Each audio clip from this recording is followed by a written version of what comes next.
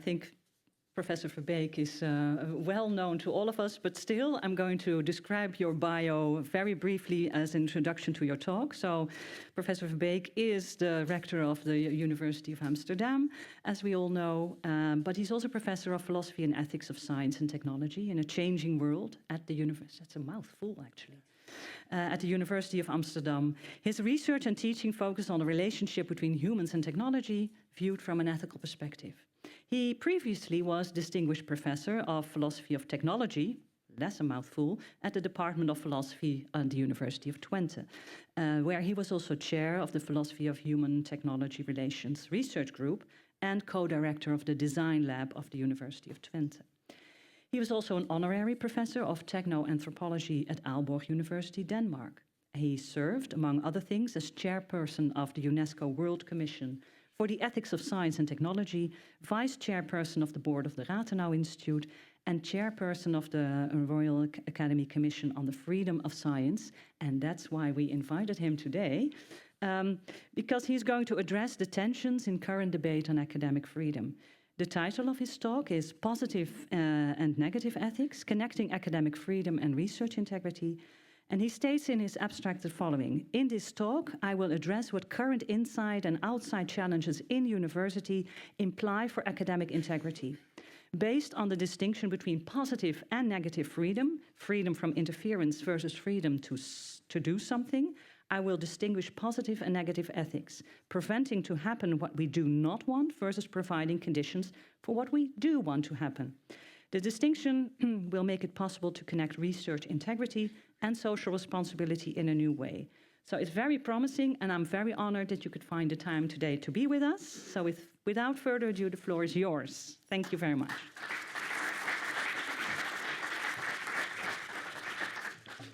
Thank you so much. What an introduction. Actually, you gave it all away already. No, it's a challenging time for universities, I think. There are so many developments at the moment going on that, well, I think we need to rethink how we as universities give ourselves a place in our society. And the challenges come from within and from outside. From within, of course, AI, we just heard, that's a game changer. It's so big. And it started with embarrassment about our exams and can we still guarantee that our diplomas are worth anything? But of course, now it's also entering our methodology of doing academic work. How can we stand for the integrity of our academic work when AI becomes part of the methodology, etc.?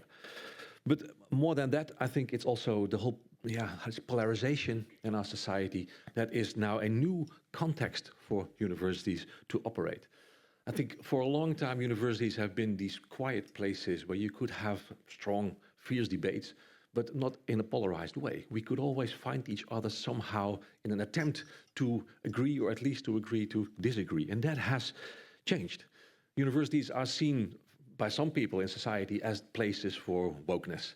And why should we fund them at all, right? And from inside, some people say, hey, why don't we behave more ethically? Are you serious? Should you really work with fossil fuel companies, with Israeli universities? And that is a very difficult debate, I think, for a university. And it shows that we have to find new ways to address well, what our social role is. Maybe for a long time you can say the discussion was about fundamental science versus science for innovation. It was about the economy or about academia, and well, those were the tastes in a neoliberal time, you could say. But the discussion now is much, much broader. It's about well, the societal value that a university has. What do we have to offer to our society? Why should we pay tax money at all to those universities? So I think for us it's a challenge to explain that. And I want to take that to the realm of ethics, positive and negative ethics, ensuring that we do not do what we do not want, but also ensuring that we do what we do want. And that links to academic freedom. And that connection is, of course, a connection to integrity. Integrity requires freedom. Maybe just a few words about the kinds of challenges for universities from outside and from within. So from within, activism, which is an important part of university life, don't get me wrong, I think it's important that we have it. Sometimes it gets so fierce that people are, well, made it impossible to speak up. So you see here what happened at my own university. A minister that tries to give an interview but was not able to do that actually because people felt that he should not get the room at all to speak up. That is, I think, a limit for a university. If we cannot be a place where everything can be said and also be countered with arguments, if you just silence people, well, that is a challenge for what a university actually deep down is. But the challenge also comes from outside. In politics, it has become much more normal for a minister to interfere in what a university is doing. And that also makes independence quite complicated. At the moment, there's this big affair in Nijmegen University where the Minister of Education says that he wants the University of Nijmegen to file a complaint to the state about the behavior of one of the teachers there. And that goes quite far. So if the ministry interferes with what the university is doing, academic freedom is lost. I think the speaker after me will say much more about that. And I think it can start in an innocent way. I mean, I've seen myself in my role that a previous minister of higher education called me on the instigation of a member of the parliament to ask if we couldn't have a chair on toeslagen rather than on tax money. So he seriously made that call and made it public. It is weird, a minister that asks a university to do something so specific. And I think this is at least as big a challenge as the challenge from within. So, from outside, government interference challenges the autonomy of an institution, and that is needed because academic integrity requires the independence of a university. Knowledge will not be reliable if we cannot guarantee that we do this in absolute freedom, that we are not steered or influenced in any way, but also from within. The openness of universities sometimes is at stake because of radical forms of activism, where the open exchange of ideas becomes impossible. And that's also part of the magic formula of universities. We can always discuss everything, and that is the basis for the reliability of our knowledge and our insights. So how to deal with that? Maybe it's good then to revisit the concept of freedom, academic freedom. And I've always been inspired by a distinction made by this thinker already in 1958, Isaiah Berlin, who says you have to make a distinction between positive and negative freedom. Mostly we think about negative freedom, the absence of constraints. Nothing should be in the way. You're free if nothing hinders you, if you can just do what you think is important. But that's actually not enough, he says. It's like me and my Bobby McGee. Freedom is just another word for nothing left to lose. Positive freedom is the freedom to something. You are not just free from something, but you're also free to contribute to something. And I think that distinction is very helpful in relation to academic freedom. Maybe if we link it to integrity, you can say integrity requires negative freedom. No interference from the government, no interference from inside. Everything should, in principle, be open. You can discuss everything, you can investigate everything. Only independent research makes science, academic work, somehow reliable. At the same time, we do this academic work to contribute to society, to do something. We do this in an engaged way, and we want to understand things, we want to make the world a better place. And that also comes with a responsibility, because inevitably your knowledge will have an effect on society, so you have to think ethically about what you do. And that responsibility, of course, can, well, put a constraint on that negative freedom. Say, maybe we should not do everything. Maybe we shouldn't do things that actually give us a risk to contribute to something that we do not want. So freedom is not a wild card to do anything. It comes with a responsibility. Now, I think the protests that we are seeing typically come with such restrictions. Now, they are negative ethics in the sense that they do not want us to work with fossil fuel companies, not with Israeli universities. Cut the ties, cancel, which is an important call, because it keeps us sharp for the risk that we contribute to things that we really do not want to contribute to in the execution of our academic freedom. At the same time, people want to have this positive freedom to contribute to sustainability, for instance, and sometimes even by working with Shell, if there's no other way. How to combine these two, and how to combine these two forms of academic freedom, the positive and the negative one, with the idea of integrity. I think what really helps me here is the realization that these two forms of freedom also reflect two key elements of what academic work in fact is. There is this paradox in science which basically comes down to, well, two hearts that are beating in every academic. It's, on the one hand, science is value-free. It's neutral, independent, negative freedom. Nothing is in the way between us and the truth that we want to find out. But at the same time, we are not only value-free, but we are also valuable. Society sees our value, pays for us, pays for universities to do their academic work. And even though we do our work as neutral as we can, we are also influential. We do have an impact on society. That's also what we want. And we are independent, of course, because if we are steered too much, then actually our knowledge would be not so reliable. But at the same time, we are relevant. We do investigate things that society finds interesting. So with that paradox, we have to deal. And I think this is basically at the heart of positive and negative freedom, but also positive and negative ethics. Now, let me take you through two examples that I've been struggling with in my role as a rector, of course with my roots in ethics, but just to take you through the dilemmas that you're in as a university to deal with this, well, tension within the university, with the polarization, and also with the desire to have both positive and negative freedom, to not do what you do not want to do, and to put limits to the academic freedom, at the same time to stimulate academic freedom, to enable everyone to contribute to society as much as we can. So the first example is about Shell, let's say.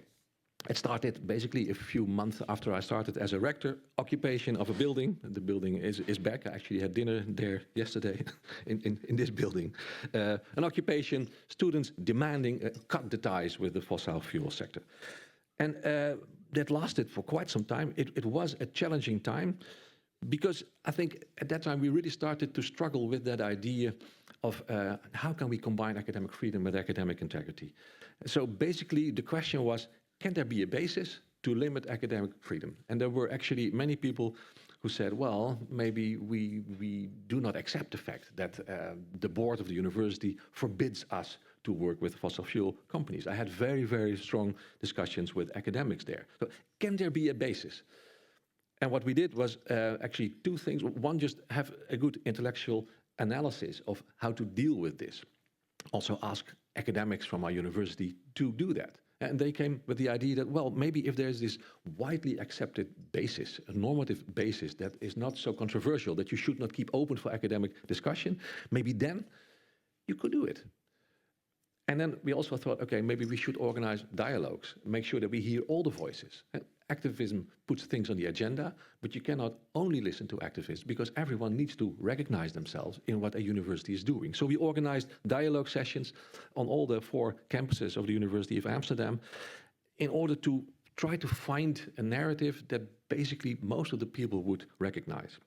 And I think that really worked, and it did result in a, well, strict limitation of academic freedom. And so we concluded we do not want to work with fossil fuel companies anymore because their intrinsic goal is what, to pump up oil. We need to stop that. We don't want to contribute as a university to that, with a few rare exceptions. So if the project is about sustainability and there is no other way to do it than through a direct or indirect influence of a company like that. For instance, there's a big fund in the Netherlands, and one of the sources of the money there is Shell. And if we actively work against greenwashing, so we don't enable Shell to put this on their website, look, we are a green company, only then you can do it. Well, basically, nobody did this anymore.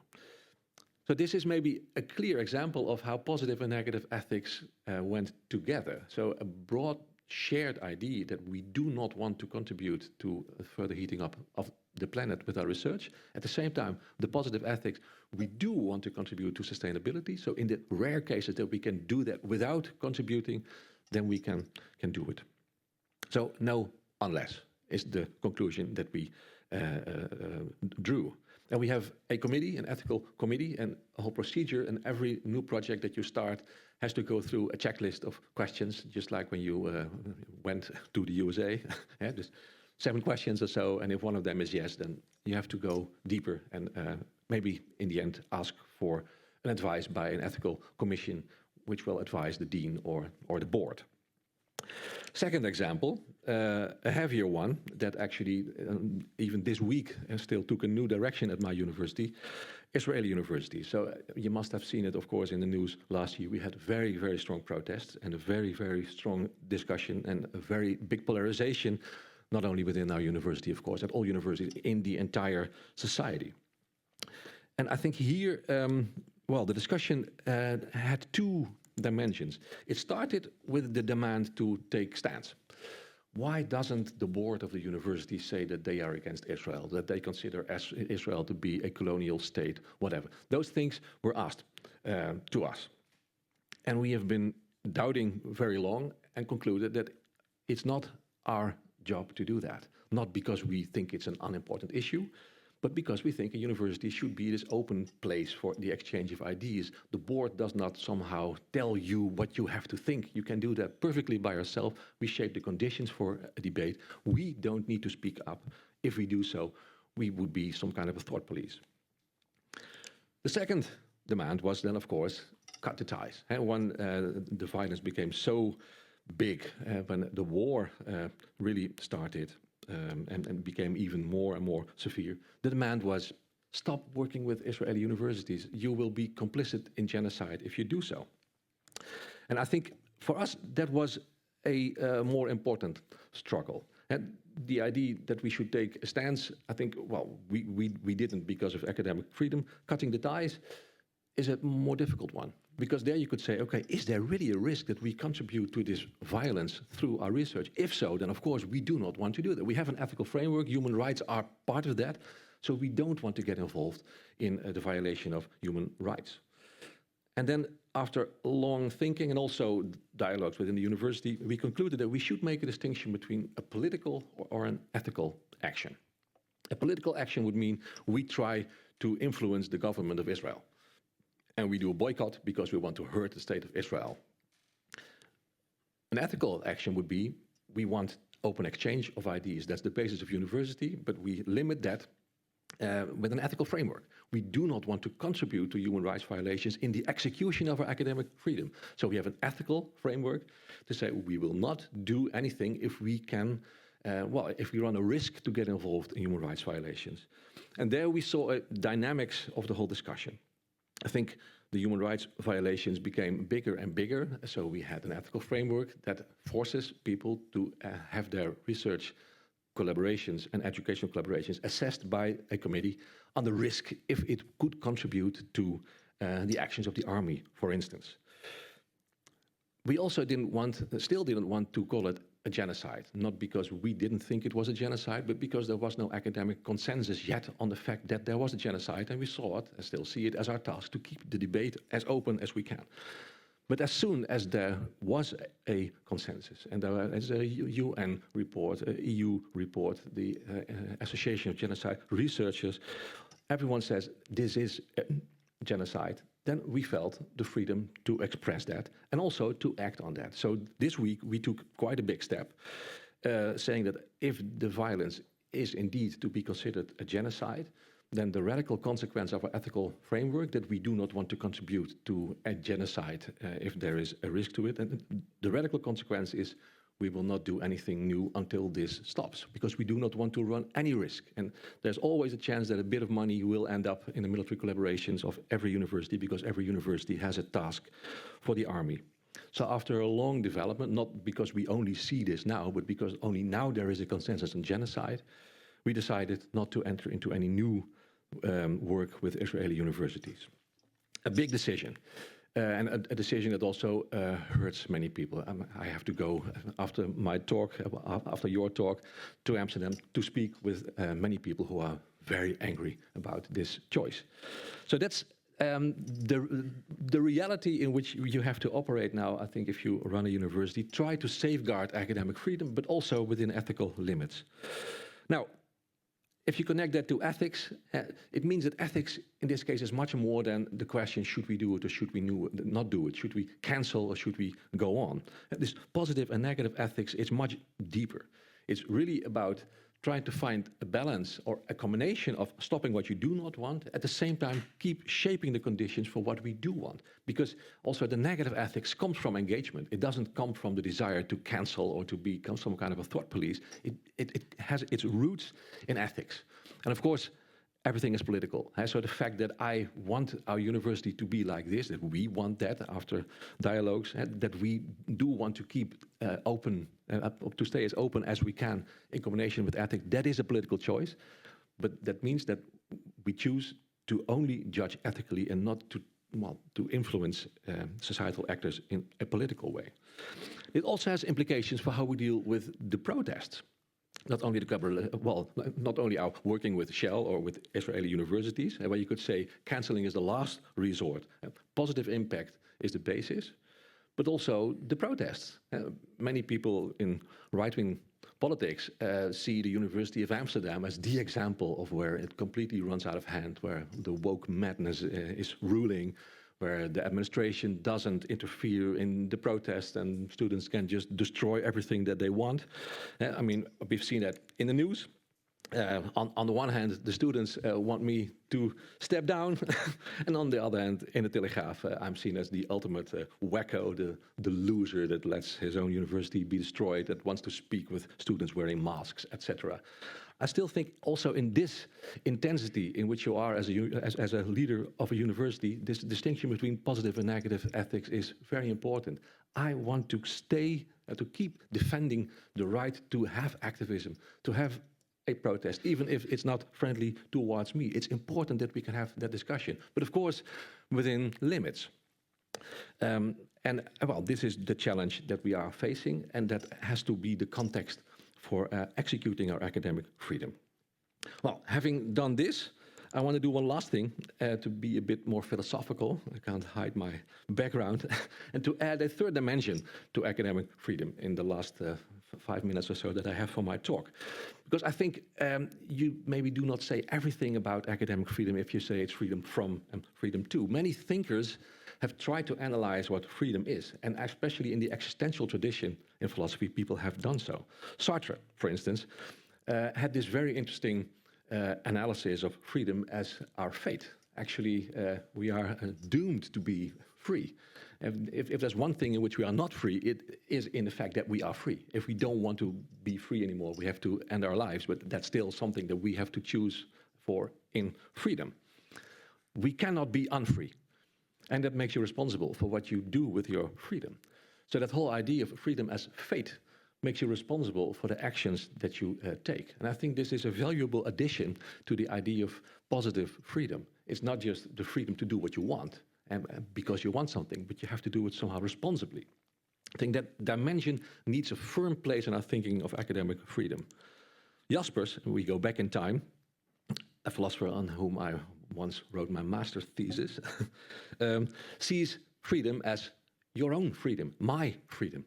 It's authenticity. I can live I'm the only person who can live my life. So freedom is personal. It is your own freedom. And I think if you link this to academic freedom, it is basically the same thing. You have to have the room to be authentic, to ask your type of questions.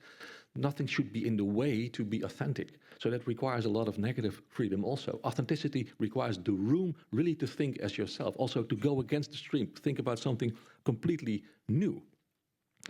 And then to go even further back in time. So in Kierkegaard saw freedom as the freedom to start anew all the time, to never take anything for granted. So it was about doubt. You can always ask yourself, maybe it's different. Can I really be sure about everything?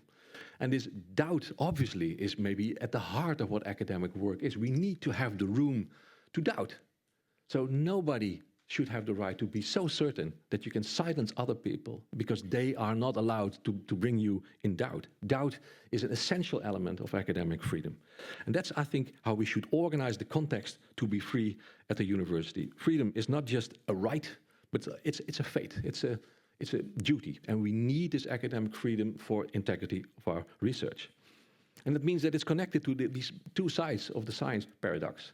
It's about being value-free, having always the openness to start anew, to doubt everything, to do it as yourself, but also to be valuable, the fate to be responsible in the execution of your freedom. Then it demands responsibility. I should have changed the slide. And I made a typo, I see here. So Sartre teaches us we need ethical frameworks for this academic freedom. It is our fate to be academically free also as researchers, but we need to do this somehow responsibly. It demands authenticity, Jasper said, so that demands respect for each other, for diversity. We have to be this open space where we can always exchange ideas. Also, our ethical ideas can change. And it demands really the courage to doubt. There should be an openness for new ideas all the time. That is what makes a university so special. And I think this is also basically the struggle that I have been in our decisions regarding Israeli universities. Universities are always also the places where the critique is, where people are actually also protesting against the government. Canceling a university, for me, feels like canceling the free press. And you don't want to do that. A society that does that is typically on the wrong path. So it should be the last resort. If you really cannot guarantee that you will contribute indirectly to a genocide, you can make this choice.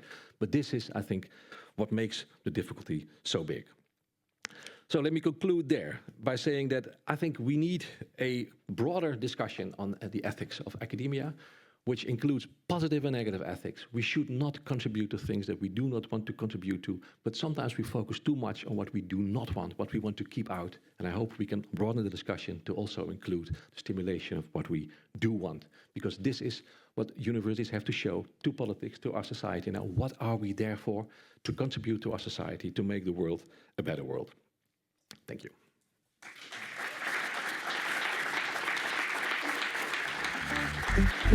Thank you.